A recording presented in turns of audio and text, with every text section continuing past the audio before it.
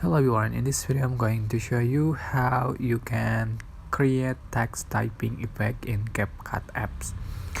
So for instance, tap on new project and select stock videos and select the black screen or just white screen. And I'm just going to add text. Click text and add text. Just type your text. Alright,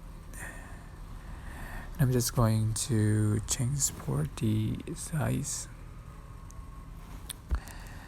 So to make text typing effect, you are just going to swipe to the right until you find animation. Just click on it and select in animation, and you can find typewriter or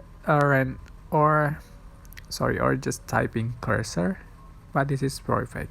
And I'm going to select typewriter and adjust for the duration and pull. Alright, and I'm going to add sound effect.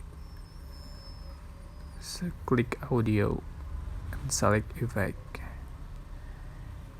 Just start typing. Select typing long here. Right.